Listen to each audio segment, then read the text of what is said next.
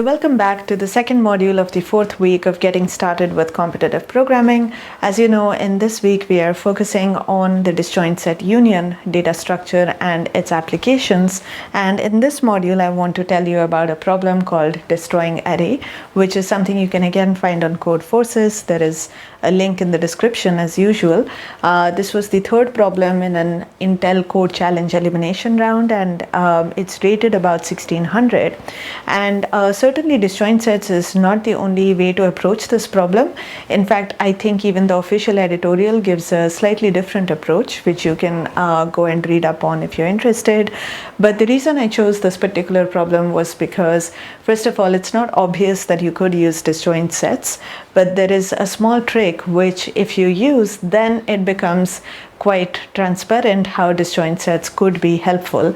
And this is a trick that's, I think, more widely applicable. So I thought this would be a cool problem to exemplify it. So with all that said, let's get started with the problem statement. There is no story in this problem. It's just a straight up description of a process. So you're given an array which has n numbers, which we are going to denote from A1 through AN. I think it's important to note that these are non-negative integers, so that's something that will come into play later. And what's going to happen is that you are going to, as the name of the problem suggests, you're going to destroy the elements of this array one by one. So you're given a permutation of 1 to n, which tells you in what order you're going to destroy the integers of this array. We'll probably make more explicit what this means through an example, but essentially imagine that you're just deleting the elements according to this permutation. Notice the one-based indexing. So for instance, if you had A1, A2, A3 and your permutation was 3 to 1, then after the first step your array would look like A1, A2. After the second step it would look like A1, and at the third step there's going to be nothing left. In general, once you're completely done, you have executed all the n steps, your array has become completely empty. As I said, we will go through a more elaborate example in just a bit. It'll be one of the, I think, the sample inputs that we will try to break down and observe closely. But let's figure out what is the task. What are we supposed to do with this information? So at every stage, what you're supposed to figure out is what is the largest surviving contiguous segment of elements that has the maximum possible sum. So you can imagine that as you kill elements in the array, your array breaks down into contiguous chunks of integers, and each of these chunks is going to have a certain, let's call it weight. That's the sum of all the elements in that chunk. So we want to figure out what is the heaviest chunk that exists at every stage of this destructive process. So let's go through an example, and I think all of this will become a little bit clearer. So for instance, let's say that here is the input array. So that's denoted in black. So all the black circles are the input array. The elements in red are the permutation of the sequence in which the destruction is supposed to happen. And the elements in blue are just there for reference. That's the indices of the elements of the array. So remember, we're working with numbers A1 through AN. So we have one based indexing, and this is just a reminder that that's the case. So let's go through the process here, right? So the first element that we are supposed to destroy is the fifth element, and we know that that's the number 6. So that's gone. Now this leaves us with two chunks whose sums turn out to be 18 and 16. You can pause the video and confirm for yourself that that's the case. In fact, speaking of pausing the video, if you want, you can pause the video and try to work through this whole example yourself once and then come back and exchange notes. So feel free to do that now if you would like to. But in any case, here you have two chunks. The first one adds up, I think, to 18, and the second one adds up to 16. So the answer at this stage is going to be 18 because that's the heavier chunk. Now in the second step, we are supposed to destroy the second element in the array, so that's the second 5 there. And now this breaks up into 3 chunks, and the weights of these 3 chunks are 5, 8, and 16. So the new maximum is going to be 16. So notice that the maximum chunk, the heaviest chunk that we had in the previous step, got fragmented into two pieces, so it's now no longer the ruling chunk, and the correct answer at this point is going to be 16. Now the next element that is supposed to be deleted is the 8th element, so it's the last element of the array. Now we have 3 chunks and the weights are 5, 8 and 11, so the answer at this stage is 11. The next element to be deleted is the 7th element, and we still have 3 chunks, but the weights now are 5, 8 and 6, so the answer at this stage is 8. The next element to be deleted is the first one that completely annihilates one of the chunks, so we're left with 2 chunks now of weights 8 and 6. So the answer actually doesn't change. The previous the heaviest chunk from the previous step still dominates the situation, so the answer is still 8. The next element to be deleted is the element at the 3rd index, so that's the first 4, that's gone. So now we have 2 chunks of weights 4 and 6, so the answer at this point is 6. The next element to be deleted is the one at the 4th index, so now you're only left with 1 chunk, there's no comparisons to be made, and it so happens that the answer actually did not change from the previous step and it remains 6. Once this last element is gone, there's really nothing left in the array and the answer is going to be 0. So this is what we are required to output, this sequence that you see here, 18, 16, 11, 8, 8, 6, 6, 0. We're supposed to output this sequence of numbers, 1 on each line, and that's essentially the goal of the problem statement. I hope that the statement itself is clear at this point, and again, you might want to pause and think about how would you approach this. Of course, a first cut solution is going to be to just simulate the process, but if you go and look at the limits, you'll see that the array itself has 10 to the 6 elements potentially, and the numbers themselves range from 1 to 10 to the 9, I believe. And if you work out how expensive it is going to be to simulate the whole process, you will see that that's actually not going to work out. So you need something slightly cleverer. Also, I think when we were talking about disjoint set union, I also said that this is inherently a constructive process. So you have sets and you put them together.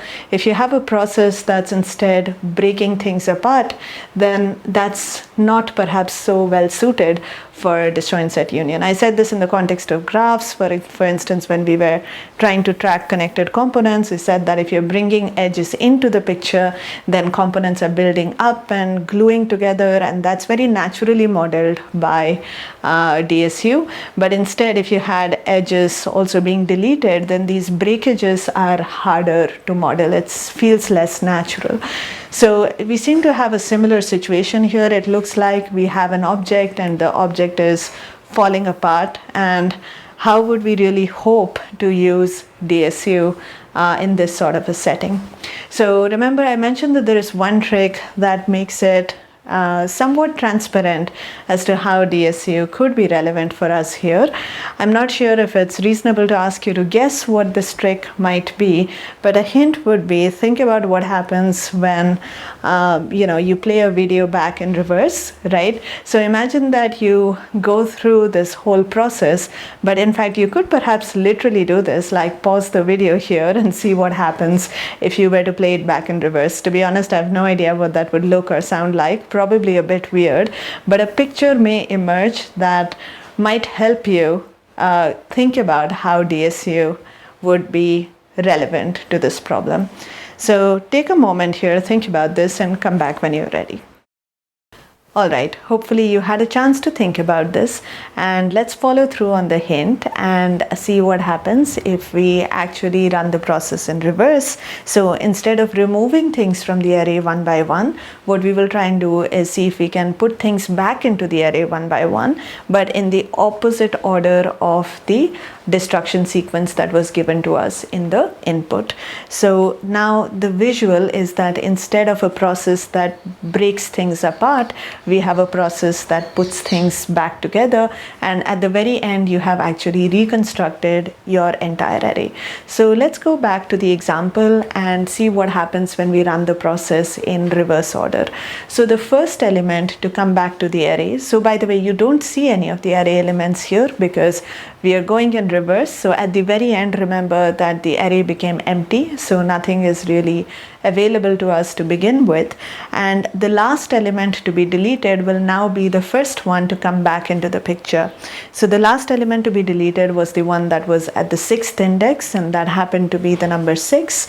Then the next element that was the last but one element that was deleted, which is the next element that needs to be put back, is the one that happens to be at the 4th index, and then the one at the 3rd index, and then the one at the 1st index, and so on and so forth. I'm going to build out the rest of it, but hopefully you can already see why this can be treated as an instance of disjoint sets. In a sense, the stuff that you're bringing back either ends up being a singleton set if it is, in an isolated part of the array, or it ends up either extending a chunk or it ends up merging two chunks. So in some sense, that is how the introduction of a new element ends up adding to the landscape of the collection of sets that we have maintained so far. At this point, you probably have enough of a picture of what is happening to think about whether you can build out a complete solution for yourself. So if you would like to do that, this would be a good time to pause, try it out, and then come back when you've given it a shot yourself. But in the meantime, let's continue our journey here. I think we stopped with restoring the element in the first position. The next one to restore is the element at the 7th position. Notice that this is just extending a previous singleton element so that it's now a set of size 2. Then when we put back the 8th element, this gets extended further and becomes a set of size 3. Then when we put back the second element, it actually merges a singleton set with a set of size 2. And when we put back the last element, it's no surprise that the two chunks that we had essentially get merged into this one giant set, which consists of all the elements. And at this point, we have completed our rundown of the entire process, but now in reverse order. So let's think about how we are going to use disjoint set union to track the progress that we are making when we go in reverse. So let me highlight the main ideas that are involved here. First, of course, as we have been saying, we run the operations in the reverse order. The next thing is that we use union operations to appropriately keep track of sets, which is to say that when a new element comes in, we have to figure out if it's isolated or whether it is extending a previous chunk or whether it is merging two chunks. These are the only three things that can happen. So if you maintain a state array which tells you which elements are currently present in the array and which elements are not, it will help you make a distinction between these three scenarios. So in particular, if you add an element at the ith location and both the i-1 and the i+1th locations are empty, there's nothing in there, then this newly added element is just going to be a singleton set. So for this situation, we will actually go ahead and add a make set operation to our union find class, which is something that we did not do in the previous video, but in this situation, it just makes things convenient to be able to create singleton elements as and when they appear. The other situations could be that you have an element being added at the ith location and exactly one of its neighboring slots is occupied and the other one is empty. So either i-1 is empty and i+1 is occupied, or the other way around. In both of these cases, we need to execute one union operation to account for the fact that one of the older sets is now getting enhanced with one new element. The final scenario that could arise is that both neighboring locations are occupied from before. So both the i-1 and the i+1th locations are non-empty. In this case, the introduction of the element at the ith location is going to actually merge two sets from before. And to account for this, we will have to do two union operations, one for I and I minus 1 and then I and I plus 1. This will have the desired effect of capturing the full merge. So that's actually all the cases, but if you want to run off and code this up right now, then just be a little bit careful about accounting for the corner cases properly. So if you're at the extreme ends of the array, then watch out in terms of probing the I minus 1 or the I plus 1th locations, which may not exist depending on where you are in the array. So after accounting carefully for these edge cases, I think you should be in a good place in terms of capturing all the action that happened. But remember, you still need to output the value of the heaviest chunk. So for this, you need to do some extra bookkeeping. So you need to keep track of the sums of these sets as well. So remember, previously we have done things like tracking the sizes of the sets and the maximum elements and the minimum elements. This is just a different quantity to keep track of. And we will introduce an extra array which helps us track the sums of the sets, the sum of the elements in any of these sets. And remember that this needs to be properly updated when you execute the union operation. So when you have let's say x pointing to y, what you want to do is that the sum set value of y should be incremented with the sum set value of x. So that is something that you do need to put on the record. And with this, I think you probably have enough hints to go ahead and implement this yourself. Feel free to use the DSU class code from the previous module as a starter file and kind of build on it based on what we have discussed so far. You could come back and exchange notes with the implementation that we will discuss separately in the implementation video. So I'll see you there, and that will be all for now. Thanks for watching. Have fun implementing this, and do let us know how it goes.